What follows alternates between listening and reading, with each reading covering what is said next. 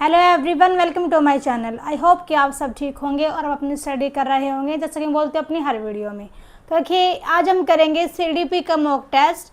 Last जो video थी वो उसमें हमने किया था टॉपिक विद इम्पोर्टेंट एमसीक्यूज। ठीक है, तो एक दिन हम टॉपिक विद एमसीक्यूज करेंगे, नेक्स्ट डे हम सीडीपी के मॉक टेस्ट को कंटिन्यूसली रखेंगे। ठीक है, तो इसमें आज हम करेंगे मॉक टेस्ट नंबर 22। 21 हम कंप्लीट कर चुके हैं। हम सभी जानते होंगे, आपने देखे भी होंगे वीडियोस, कि हर मॉक टेस्ट में 30 क्वेश्चंस यहाँ पे आपके लिए मैं लेके आती हूँ जो कि मोस्ट इंपॉर्टेंट होते हैं एग्जाम के पर्सपेक्टिव से। ठीक है, तो देखिए, जो फर्स्ट जो क्वेश्चन है वो मैचिंग वाला क्वेश्चन है। आप सभी जानते हैं कि रहता है, तो यहाँ भी इस वाले मॉक टेस्ट का भी फर्स्ट क्वेश्चन जो है वो मैचिंग वाला ही है। तो देखिए, यहाँ पे मैच करने एक साइड तो यहाँ पे क्या है, असेसमेंट के टाइप दिए गए हैं, दूसरी साइड यहाँ पे उनका मीनिंग है कि इस असेसमेंट का मीनिंग क्या है। तो ये हमारा फर्स्ट क्वेश्चन है आज के लिए। ठीक है, तो देखिए, फर्स्ट जो हम यहाँ पे असाइनमेंट का टाइप है वो है फॉर्मेटिव असेसमेंट, रूपात्मक मूल्यांकन। देखिए, जो फॉर्मेटिव जो असेसमेंट होता है उसके बारे में हमने पहले भी बात की है कि ये होता है इम्प्रूव लर्निंग, सीखने में सुधार।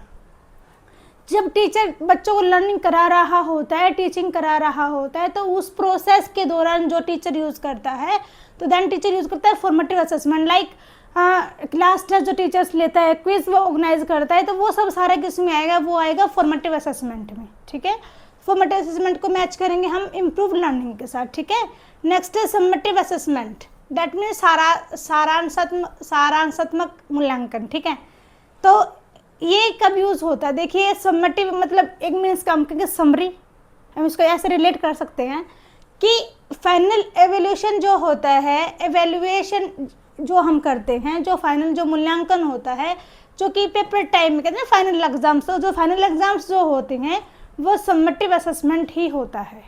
ठीक है, तो बी का रहेगा यहाँ पे सेकंड। थर्ड है डायग्नोस्टिक असेसमेंट, नैदानिक मूल्यांकन।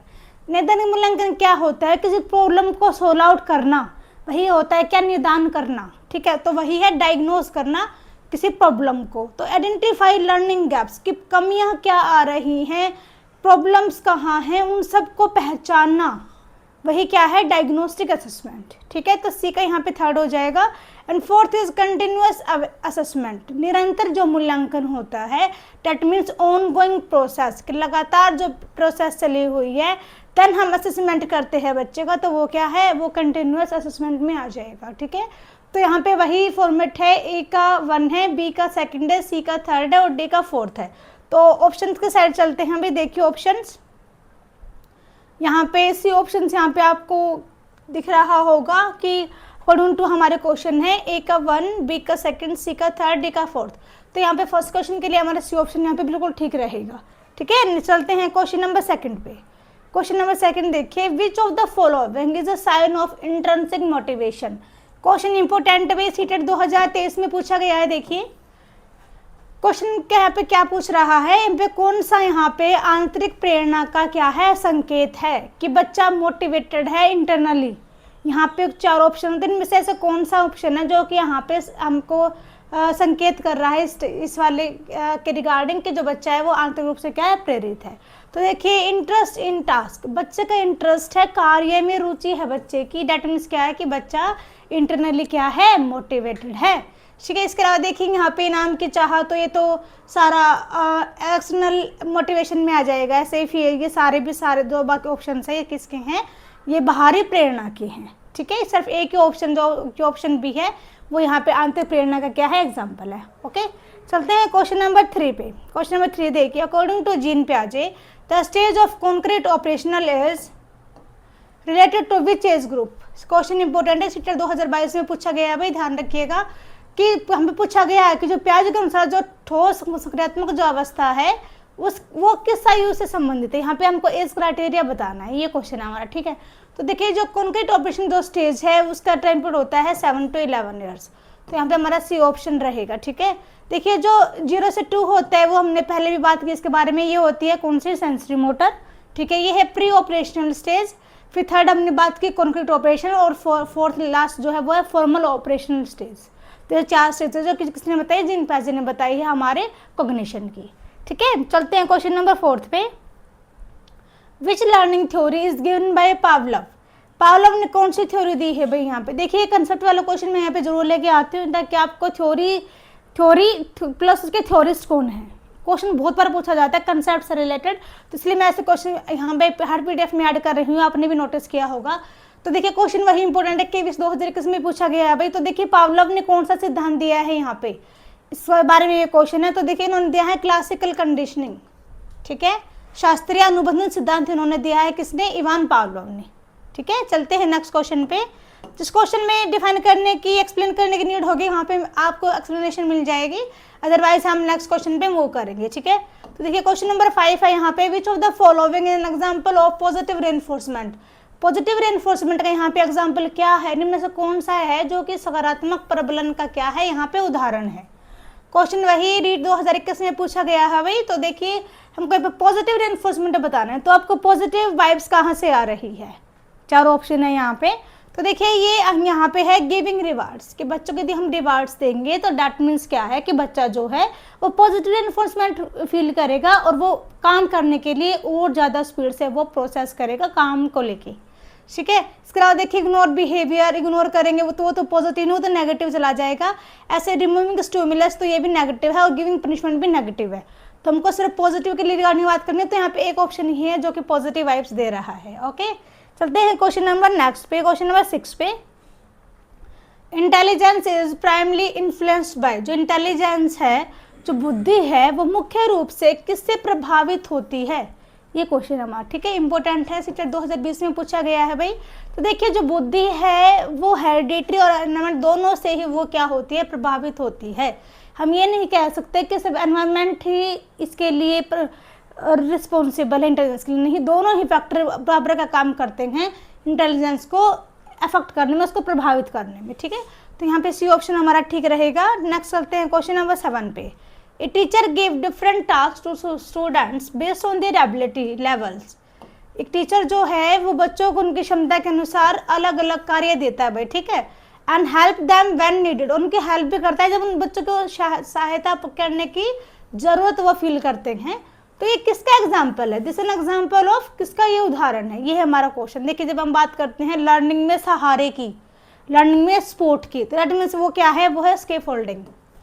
हमने पहले भी बात की, देखिए सहारा देना, जरूरत पड़ना, तो सहारा देना यहाँ पे, लेकिन आप हिंदी टर्म को ना देख के आप फिलहाल यहाँ पे इस बात को समझिए, जो मैंने आपको पहले भी समझाया कि स्कैफोल्डिंग क्या होती है।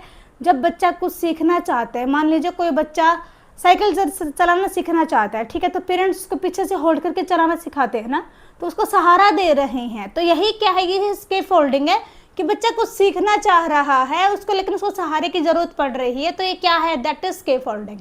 ठीक है, और ये कंसेप्ट किसने दे दिया है, वाइगोत्स्की जी ने। ठीक है, नेक्स्ट चलते हैं क्वेश्चन नंबर 8 पे। क्वेश्चन नंबर 8 देखिए, who propose the theory of multiple intelligence. ये कोई देखिए इसके रिगार्डिंग कल वीडियो अपलोड हुई है चैनल पे, कि जिसमें कि हमने टॉपिक को समझाया, देन हमने इसके एमसीक्यूज भी किए हैं। ठीक है, आपको यदि ये वाला टॉपिक डेप्थ में जाना है तो आप वहाँ से जाके आप सीख सकते हैं with the help of short notes.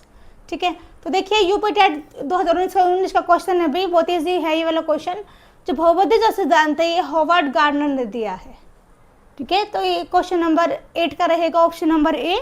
Next चलते हैं क्वेश्चन नंबर 9 पे। Learning without reinforcement is called, बिना प्रबलन के जो अधिगम होता है उसको क्या कहते हैं, जहाँ पे रेनफोर्समेंट ही नहीं है। ठीक है, क्वेश्चन वही इंपॉर्टेंट 2019 में पूछा गया है भाई। तो याद रखिए इसको कहा जाता है क्या, लेटेंट लर्निंग, गुप्त अधिगम, जहाँ पे रेनफोर्समेंट का यूज हम नहीं करेंगे और बच्चा लर्निंग भी कर जाएगा, दैट मीन्स वो क्या है, लेटेंट लर्निंग, गुप्त अधिगम। ठीक है, नेक्स्ट चलते हैं क्वेश्चन नंबर 10 पे। क्वेश्चन नंबर 10 देखिए, which of the most important factor in learning, सबसे इंपॉर्टेंट जो एक कारक होता है अधिगम में वो कौन सा है, ये क्वेश्चन है। क्वेश्चन वही इंपॉर्टेंट सीटेट 2018 में पूछा गया है भाई। तो देखिए यहाँ पे हम बात कर रहे हैं most important factor in learning में, तो लर्निंग में सबसे इंपॉर्टेंट जो होता है वो होता है मोटिवेशन। ठीक है, यदि बच्चा मोटिवेटेड है तो वो लर्निंग का जो लेवल होगा वो बहुत अपर वाला होगा। यदि बच्चा मोटिवेटेड नहीं है तो लर्निंग जो होगी वो सरक के होगी। ठीक है, इन द सेंस नॉर्मली वे में हम बात करें तो सबसे इंपॉर्टेंट जो फैक्टर है वो क्या होगा, वो मोटिवेशन होगा। ठीक है, नेक्स्ट चलते हैं क्वेश्चन नंबर 11 पे। क्वेश्चन नंबर 11 देखिए भाई, डेवलपमेंट क्या है, ये हमारा क्वेश्चन है, सीटेट 2023 का क्वेश्चन है भाई।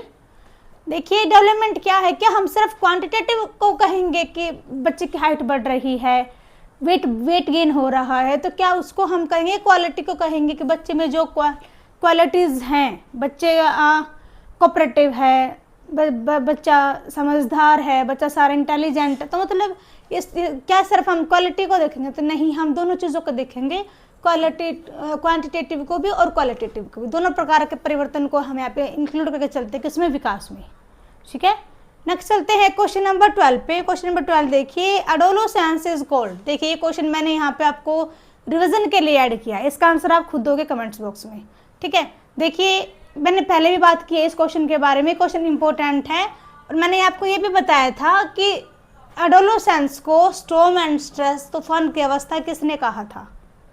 ठीक है, फिर भी हिंट देती हूँ आपको, स्टैनली हॉल ने कहा था एडोलेसेंस को कि ये क्या है, स्टॉर्म्स एंड, और मैंने तो इसका आपको आंसर ही बता दिया, अब आप आंसर क्या बताओगे इसका, है ना।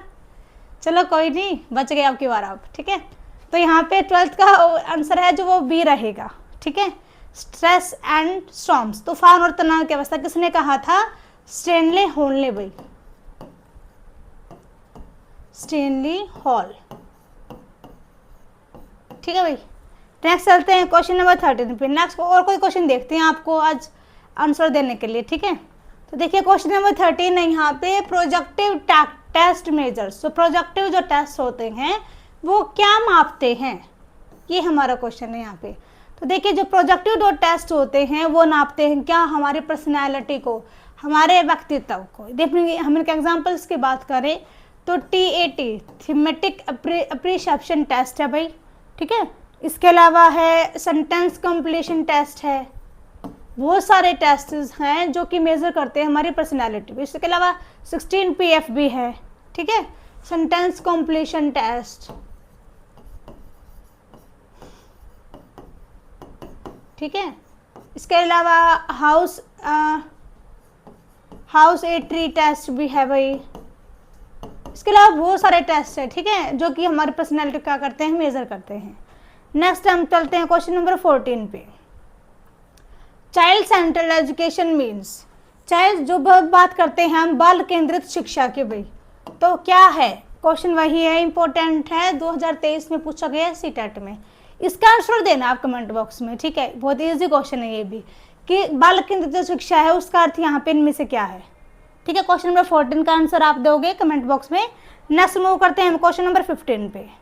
Arrange stages of memory in correct sequence. देखिए क्वेश्चन ये रहा, अरेंज वाला क्वेश्चन है भाई, कि जो स्मृति के जो चरण हैं उनको सही क्रम में हमको यहाँ पे क्या करना है, अरेंज करना है। तो देखिए फर्स्ट है storage, second encoding, third is retrieval, मतलब कि पुनः प्राप्ति। तो देखिए सबसे पहले जो यहाँ पे हम पर आंसर पे चलते हैं, तो मैं आपको समझाऊंगी कि कैसे। इसका आंसर रहेगा फर्स्ट, जिसमें कि सबसे पहले यहाँ पे क्या रहेगा, एनकोडिंग। ठीक है, देन यहाँ पे रहेगा स्टोरेज, एंड जो लास्ट रहेगा यहाँ पे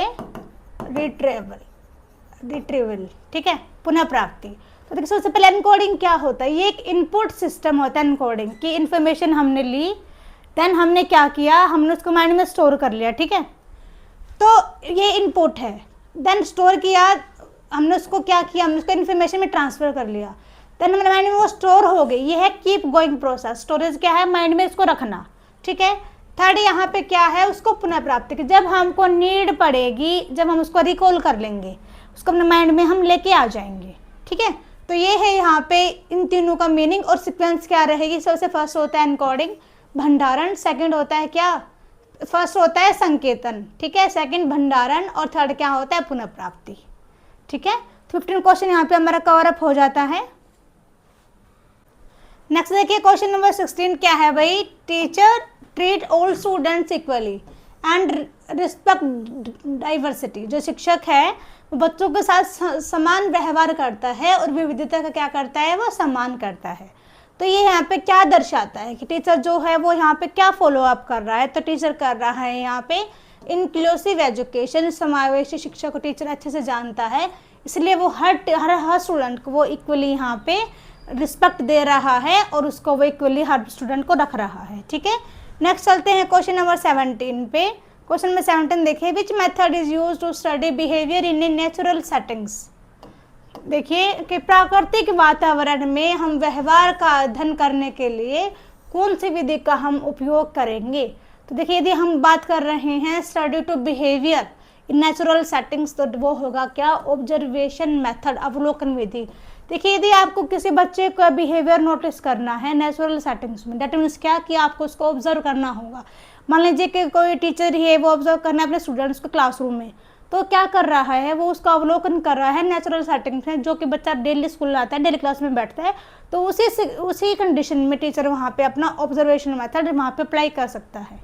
ठीक है, नेक्स्ट चलते हैं क्वेश्चन नंबर 18 पे। Which part of the mind is governed bye pleasure principles. इनमें से कौन सा ऐसा मन का भाग है जो कि सुख सिद्धांत द्वारा संचालित होता है। देखिए पहले भी हमने बात की है इड, ईगो, सुपर ईगो के बारे में। फिर से मैं आपको यहाँ बताती हूँ कि जो प्लेजर प्रिंसिपल होता है वो किस में होता है, तो वो होता है इड में। जो इड होता है वो सुखवादी सिद्धांत होता है, जिसको सिर्फ अपने सुख से मतलब होता है। ठीक है, सेकंड देखिए यहाँ पे और बात कर लेते हैं हम। यहाँ पे सुपर ईगो होता है, वो होता है मोरलिटी के बारे में, कि समाज में क्या ठीक है क्या गलत है, वो सारे इसमें आ जाता है। जो ईगो है, ईगो होता है रियलिटी प्रिंसिपल पे बेस्ड होता है ईगो। ठीक है, तो यहाँ पे हमारा तीनों को यहाँ पे मैंने आपको समझा दिया है। नेक्स्ट चलते हैं क्वेश्चन नंबर 19 पे। क्वेश्चन नंबर 19 देखिए, who propose classical conditioning theory. बताइए भैया आप इसका आंसर। हमने पहले भी बात की है इसी वीडियो में कि क्लासिकल कंडीशनिंग थ्योरी किसने दी है, तो ये दी है किसने, इवान पावलोव ने। ठीक है, नेक्स्ट चलते हैं क्वेश्चन नंबर 20 पे। Forgetting due to interference of similar information is called. क्या क्वेश्चन है देखिए, समान जानकारी के हस्तक्षेप के कारण भूलना क्या कहलाता है। तो देखिए ये कहलाता है इंटरफेरेंस, हस्तक्षेप। देखिए कैसे, मान लीजिए आपने एक दिन आपने पासवर्ड लर्न किया, एक आपको पहले से याद था, देन आपने दूसरा और याद कर लिया, तो क्या हो जाता है, दोनों मिक्स हो जाते हैं, सेम इन्फॉर्मेशन दोनों मिक्स हो गए, और आप दूसरे के चक्कर में आप पहले वालों को भी भूल गए। तो ये क्या है, ये है फॉरगेटिंग, कि हम भूल जाते हैं इंटरफेरेंस ऑफ सिमिलर इन्फॉर्मेशन के कारण। तो यही है क्या, इंटरफेरेंस। ठीक है, नेक्स्ट चलते हैं क्वेश्चन नंबर 21 पे। Which theory is given by Jean पियाजे। जीन पियाजे जी ने यहाँ पे कौन सा सिद्धांत दिया है, ये हमारा क्वेश्चन है भाई। यहाँ पे देखिए जीन पियाजे ने यहाँ पे क्या दिया है, कॉग्निटिव डेवलपमेंट थ्योरी, संज्ञानात्मक विकास सिद्धांत। जीन पियाजे ने ये वाला सिद्धांत दिया है। इसके अलावा देखिए जो साइकोएनालिटिक है किसने दिया, सिगमंड फ्राइड ने दिया है। बिहेवियरिज्म वॉटसन थे। लर्निंग थ्योरी तो भाई बहुत सारी है। ठीक है, नेक्स्ट चलते हैं क्वेश्चन नंबर 22 पे। Motivation that comes from with in. ऐसा कौन सा मोटिवेशन है जो कि हमारे भीतर से आता है भाई। ठीक है, तो देखिए ये है इंट्रिंसिक मोटिवेशन, आंतरिक जो प्रेरणा होती है वो हमारे अंदर से आती है। हम इनर मोटिवेट होते हैं तो वो हमारे आंतरिक प्रेरणा उसको कहा जाता है। ठीक है, नेक्स्ट चले क्वेश्चन नंबर 23 पे। Which types of memory is short term. कौन सी मेमोरी जो होती है वो शॉर्ट टर्म रहती है, अल्पकालिक होती है। तो देखिए जो शॉर्ट टर्म मेमोरी है, क्वेश्चन ईजी है, बिल्कुल आपने हिसाब लगा लिया होगा कि जो शॉर्ट टर्म मेमोरी है वो सबसे टाइप कौन सी यहाँ पे शॉर्ट रहेगी, ये हमारा क्वेश्चन है। तो देखिए शॉर्ट टर्म मेमोरी जो रहती है वही क्या रहती है, शॉर्ट टर्म, वो बहुत ही कम टाइम के लिए होती है, मे बी 10 to 20 सेकेंड के लिए ही ये होती है। ठीक है, नेक्स्ट चलते हैं क्वेश्चन नंबर 24 पे। The law of effect is given bye. जो प्रभाव का नियम है तो वो किसने दिया है, ये हमारा क्वेश्चन है। ठीक है, तो देखिए ये दिया है किसने, एडवर्ड थॉर्नडाइक ने। देखिए इन्होंने 3 लॉ बताए थे लर्निंग के। क्या क्या, फर्स्ट तो यहाँ पे हमने देख लिया है लॉ ऑफ इफेक्ट। ठीक है, लॉ ऑफ इफेक्ट। ठीक है, सेकंड था लॉ ऑफ रेडीनेस, कि आप तत्पर हैं आप सीखने के लिए या फिर नहीं हैं आप। ठीक है, फिर है प्रैक्टिस, लॉ ऑफ प्रैक्टिस, अभ्यास का नियम, तत्परता का नियम और प्रभाव का नियम। 3 उन्होंने लॉ बताए थे लर्निंग के। ठीक है, तो तीनों मैंने आपको बता दिए, और किसने दिया कंसेप्ट, एडवर्ड थॉर्नडाइक ने। नेक्स्ट क्वेश्चन नंबर 25 देखिए। Which of the following factor affect learning. इनमें ऐसा क्या है जो कि लर्निंग को क्या करेगा, यहाँ पे अफेक्ट करेगा। कौन सा फैक्टर है भाई यहाँ पे। ठीक है, तो देखिए मोटिवेशन भी करेगा, एनवायरनमेंट भी करेगा, इंटरनेस भी करेगा। तो सारे जो फैक्टर्स है वो यहाँ पे अफेक्ट करेंगे हमारे लर्निंग को, हमारे अधिगम को। तो यहाँ पे ऑल ऑफ दिस हमारा आंसर रहेगा, ऑप्शन डी इज करेक्ट है for the question number 25। Okay, next move on question number 26। Which psychologist is associated with social learning theory. देखिए इजी क्वेश्चन है, हम सामाजिक अधिगम सिद्धांत के बारे में हम बात कर रहे हैं। तो जब बात आ जाती है सामाजिक अधिगम सिद्धांत की, तो ये कंसेप्ट किसने दिया है भाई, तो ये दिया है अल्बर्ट बांडुरा ने। इनका मानना क्या था कि जो बच्चा होता है वो औरों को नकल करके ही सीखता है, सामाजिक परिवेश में ही बच्चा सीखता है, अधिगम करता है। ठीक है, नेक्स्ट चलते हैं क्वेश्चन नंबर 27 पे। The ability to understand others feelings, औरों को समझना, दूसरों की भावनाओं को समझना। देखिए कल हमने इसके बारे में ही बात की थी, हमने कल बात की थी इंटरपर्सनल इंटेलिजेंस। ठीक है, वो कंसेप्ट दूसरा था, लेकिन मीनिंग वही है कि औरों की फीलिंग को समझना। ठीक है, तो देखिए इसका दूसरों की भावनाओं को यदि हम समझने की बात करते हैं तो ये हमारा आएगा एम्पैथी, सह अनुभूति, जो कि हम औरों को समझने के लिए यूज करते हैं। ठीक है, नेक्स्ट चलते हैं क्वेश्चन नंबर 28 पे। Which types of intelligence deal with numbers and logics. कौन सी बुद्धि है जो कि संख्या और तर्क से संबंधित है। देखिए कल वीडियो में हमने बात की थी मल्टीपल इंटेलिजेंस थ्योरी के बारे में, तो क्वेश्चन उससे रिलेटेड है ताकि आपकी रिवीजन हो जाए। ठीक है, तो देखिए इनमें बात करते हैं नंबर्स की, दैट मीन्स कि हम बात कर रहे हैं मैथमेटिकल्स, हम बात कर रहे हैं मैथमेटिक्स की। तो यहाँ पे हमारा ऑप्शन सी करेक्ट रहेगा। यदि हम बात करते हैं नंबर्स की और लॉजिक्स की, तो लॉजिकल और मैथमेटिकल इंटेलिजेंस यहाँ पे करेक्ट रहेगा हमारे क्वेश्चन नंबर 28 के लिए। नेक्स्ट चलते हैं क्वेश्चन नंबर 29 पे। Which of the following are characteristics of intelligence. यहाँ पे कौन सी बुद्धि की विशेषताएं हैं भाई, ये हमारा क्वेश्चन है। तो देखिए सारी ही यहाँ पे बुद्धि की विशेषताएं हैं। एबिलिटी टू लर्न, सीखने की क्षमता, प्रॉब्लम सॉल्विंग, समस्या समाधान, और अडेप्टेशन, अनुकूलन। तो ये सारे ही क्या हैं, ये सारे ही बुद्धि की क्या हैं, विशेषताएं हैं। तो यहाँ पे ऑप्शन डी हमारा करेक्ट रहेगा, ऑल ऑफ दिस। ठीक है, चलते हैं next and last question of this video. भाई आप सभी जानते हैं लास्ट क्वेश्चन जो होता है वो हमारा केस बेस रहता है। तो देखिए क्या है क्वेश्चन, पढ़ लेते हैं। राहुल एक क्लास 4 स्टूडेंट है भाई, ठीक है, had a habit of talking frequently during class. उसकी क्या आदत है कि वो क्लास के टाइम पे जो बच्चा है वो बार बार बात करने की उसकी आदत बन गई है, वो ऐसी आदत रखता है। His teacher decide to handle this by praising him whenever he remained quiet। Teacher ने क्या सोचा कि इस स्थिति से कैसे बाहर निकला जाए कि जब राहुल कुछ समय के लिए शांत बैठा हो तो उसकी तारीफ की जाए। ठीक है, and attentive for a certain period, और ध्यानपूर्वक बैठता है तो उसकी क्या की जाए, उसकी तारीफ की जाए। ठीक है, मेन बात यहाँ पे क्या है कि जब वो बच्चा चुप बैठेगा, राहुल चुप बैठेगा, तो टीचर उसकी क्या करेगा, तारीफ करेगा। ठीक है, आगे क्या है, the teacher would say well done Rahul, you are focusing very well today. तो टीचर ने यहाँ पे उसके लिए क्या यूज़ किया कि राहुल तुम आज बहुत अच्छा कर रहे हो, तुम ध्यान से पढ़ रहे हो।